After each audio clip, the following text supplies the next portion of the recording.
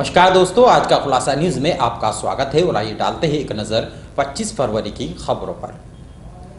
अखिल भारतीय विद्यार्थी परिषद के पदाधिकारियों ने बार बार ज्ञापन दिए जाने के बावजूद भी ओबीसी व अल्पसंख्यक छात्रों की छात्रवृत्ति न दिए जाने का आरोप लगाते हुए जिलाधिकारी कार्यालय के बाहर जमकर हंगामा और प्रदर्शन किया।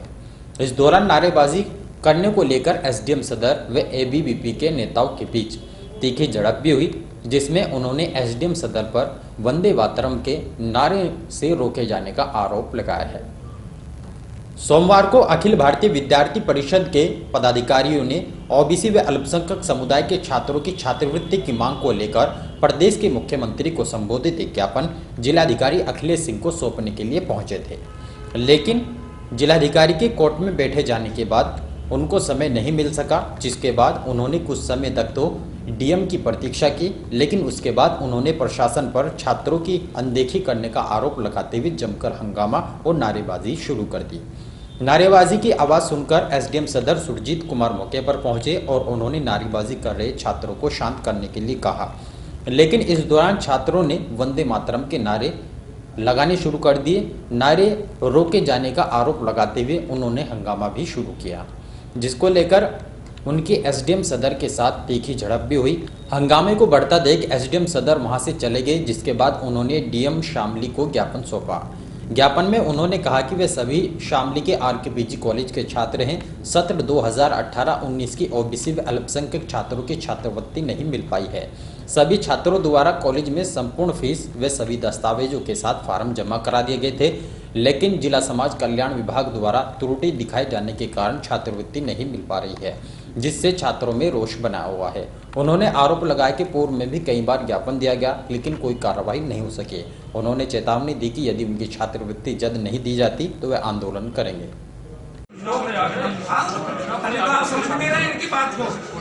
इतनी देर में डीएम साहब को जाना था, बोले बच्चों की पढ़ाई का भी टाइम है, मैं पहले जाकर के इनकी बात सुनूं। एक बात तो बताइए, लोकतांत्रिक संगठन है विद्यार्थी, तभी तो शांतिपूर्वक बैठे, नहीं तो वही यहाँ आने की क्या आवश्यकता थी?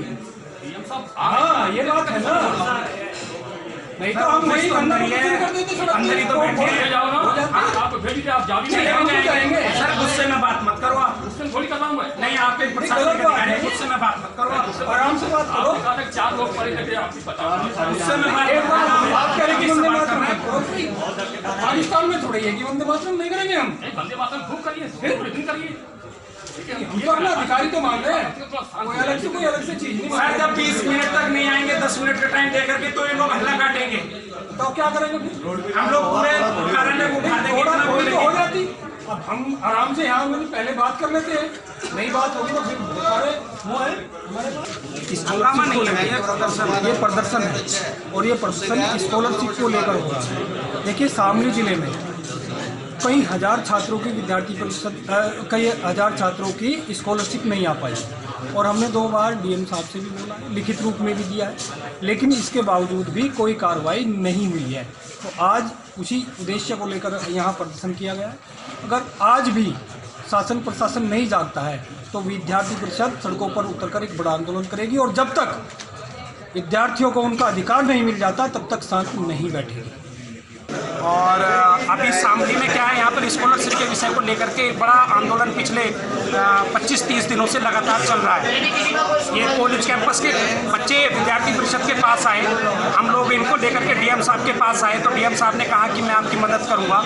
उन्होंने लखनऊ आयोग में भी बातचीत की और समाज कल्याण अधिकारी से बातचीत की, तो 2 कैटेगरी की तो साइट खुल गई थी, लेकिन अभी ओबीसी और अल्पसंख्यक ऐसी 2 कैटेगरी की अभी साइट नहीं खुली थी। तो हमने 15 दिन पहले जो डीएम साहब के पास आए थे वो बोले कि 1 आध दिन में साइट खुल जाएगी, आप लोग निश्चिंत रहो। उन्होंने हमें आश्वासन दिया, लेकिन आज 10 से 12 दिन हो गए हैं, आज तक वो साइट नहीं खुली है। 201 करोड़ रुपए की छात्रवृत्ति शामली जनपद के अंदर स्टूडेंट्स के लिए आई है, लेकिन अभी तक ये स्टूडेंट्स यहाँ बैठे हैं तो कुछ भी नहीं है। अभी 25-30 स्टूडेंट्स हैं, अभी तक किसी भी छात्र के अकाउंट में कोई भी स्कॉलरशिप नहीं आई है। आज हम लोग शांतिपूर्वक तरीके से यहाँ पर डीएम साहब को ज्ञापन देने आए हैं। हम 11:45 बजे यहाँ पर आ गए थे और 12:30 बज गए हैं। 10 मिनट बोलने के लिए हमको ये कहा गया था आप लोग बाहर बैठिए, 4 जनों को अंदर बुला रहे थे, हम लोग नहीं गए। 12:30 यानी कि पौन घंटा हमको यहीं बैठे हुआ हो गया है। डीएम साहब के पास अभी समय नहीं है, पता नहीं ऐसा कौन सा उनका व्यापार चल रहा है अंदर बंद कमरे में।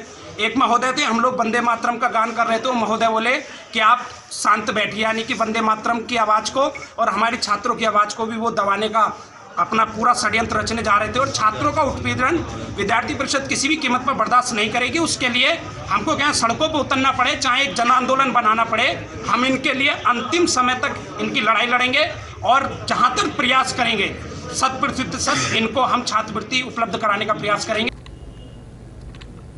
कैराना में अवैध शराब तस्करी व सप्लाई का धंधा चर्चित पुलिसकर्मियों की मिलीभगत के कारण नासूर बन चुका है, जिस पर अवैध शराब तस्करी पर अंकुश लगाना पुलिस के लिए नामुमकिन सा हो गया है।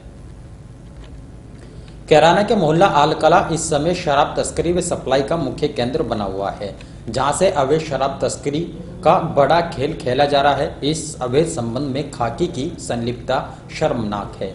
जनपद के लोकप्रिय पुलिस अधीक्षक अजय कुमार पांडे द्वारा पूरे जनपद में नशे के विरुद्ध युद्ध स्तर पर अभियान चलाया जा रहा है और एसपी शामली दिन रात नशा कारोबारियों पर नकेल कसने के लिए सड़कों पर नजर आते हैं। एसपी शामली ने इस अभियान की चौतरफा तारीफ की जा रही है।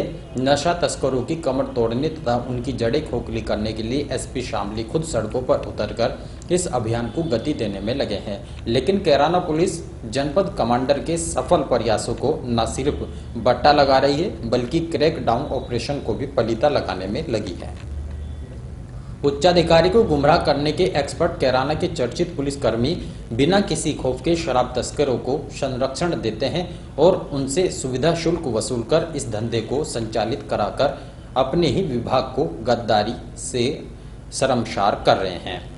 ऑपरेशन क्रैकडाउन के तहत छापेमारी की सूचना समय से पूर्व शराब तस्करों के कानों तक पहुंचाना अपने आप में कई सवाल खड़े करता है, जो नगर में चर्चा का विषय बना हुआ है। शराब तस्करी से संबंधित समाचार प्रमुखता के साथ प्रकाशित होने पर बौखलाए शराब तस्करों ने सच्चाई उगली है और कहा कि पुलिस वाले गुलाम हैं, 24 घंटे 500-500 रुपए लेकर आते हैं, जिसके ऊपर कूदते रहते हैं। पूरे थाने को गुलाम बना रखा है।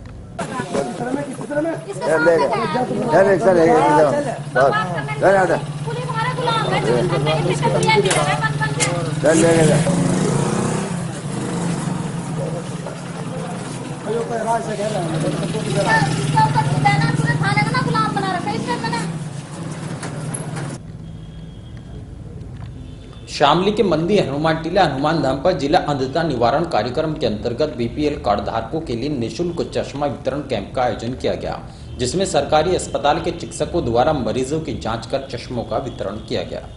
सोमवार को शामली के हनुमान टीला हनुमान धाम स्थित अग्रसेन पार्क में श्री हनुमान टीला हनुमान धाम प्रबंध समिति तथा जिला अंधता निवारण कार्यक्रम के अंतर्गत बीपीएल कार्ड धारकोों के लिए निःशुल्क नजदीकी चश्मा वितरण कार्यक्रम का आयोजन किया गया, जिसका शुभारंभ रमेश धीमान और डॉक्टर राजकुमार ने संयुक्त रूप से फीता काटकर किया। इस अवसर पर डॉक्टर बीपी सिंह द्वारा मरीजों के आंखों की जांच कर उनको चश्मों का वितरण किया गया। इस दौरान करीब 75 चश्मों का वितरण किया गया है। झिंझाना क्षेत्रीय गांव बिडोली निवासी दर्जनों ग्रामीणों ने जिलाधिकारी को प्रार्थना पत्र देकर शौचालयों की दूसरी किस्त जारी किए जाने की मांग की है।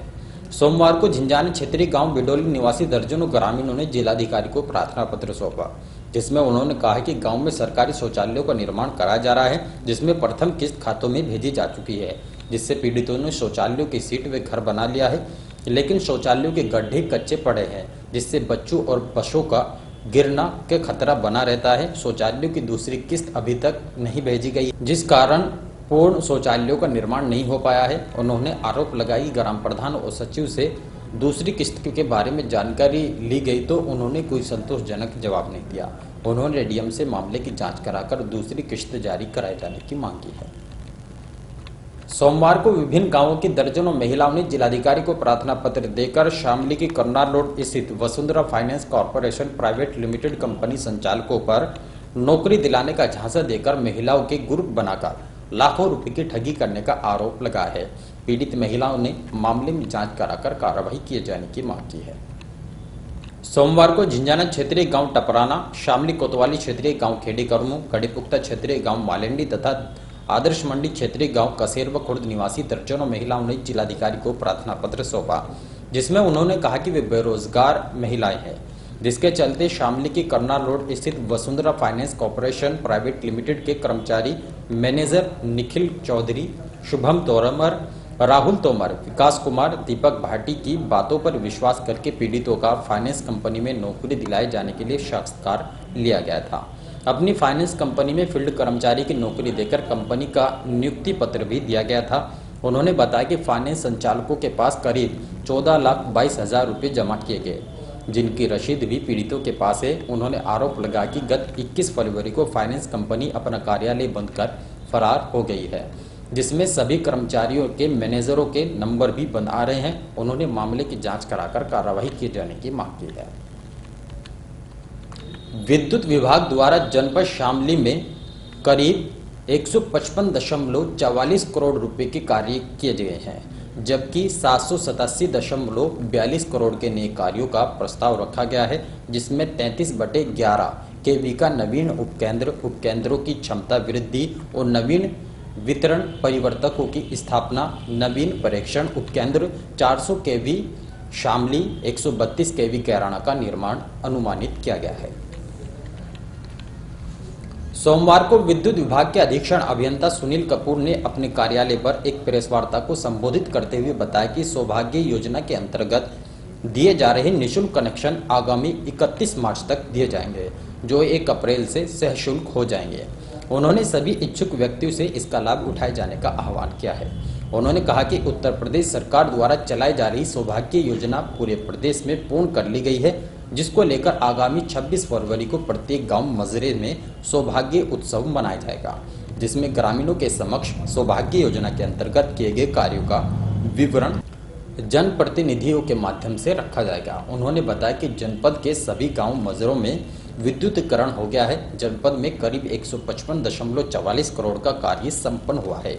अधीक्षण अभियंता सुनील कपूर ने बताया कि जनपद के लोगों की विद्युत समस्याओं का समाधान करने के लिए करीब 787.42 करोड़ रुपए के अतिरिक्त नए कार्यों का प्रस्ताव पास किया गया है।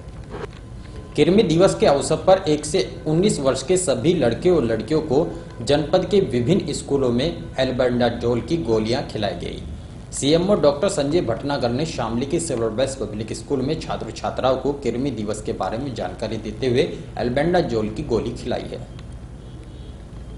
सोमवार को कृमि दिवस के अवसर पर जनपद शामली में जिला स्वास्थ्य विभाग द्वारा 1 से 19 वर्ष के बच्चों को एल्बेंडाजोल की गोलियां खिलाई गई। सीएमओ डॉक्टर संजय भटनागर ने शामली के सिल्वर बेल्स पब्लिक स्कूल में पहुंचकर बच्चों को कृमि दिवस के बारे में जानकारी दी। उन्होंने बताया कृमि संक्रमण स्वास्थ्य के अभाव के कारण तथा संक्रमित मिट्टी के संपर्क द्वारा संचालित होता है। कृमि की जितनी अधिक मात्रा होगी, संक्रमण व्यक्ति के लक्षण उतने ही अधिक होंगे। उदाहरण के तौर पर दस्त, पेट में दर्द, कमजोरी, उल्टी और भूख की कमी होना है। हल्के संक्रमण वाले बच्चों में आमतौर पर कोई लक्षण दिखाई नहीं देते हैं। इस अवसर पर उन्होंने बच्चों को एल्बेंडाजोल की गोली खिलाई है। If you are moving without your shoes or slippers, then also this worm can get inside you and infest as a parasite. And once the worm goes inside you and into your intestines, then it will cause anemia for you and malnutrition. So anemia and malnutrition, both of them can be prevented if we take this tablet, right? और इन्हीं खबरों के साथ समाचार bulletin यही समाप्त है। दीजिए नमस्कार।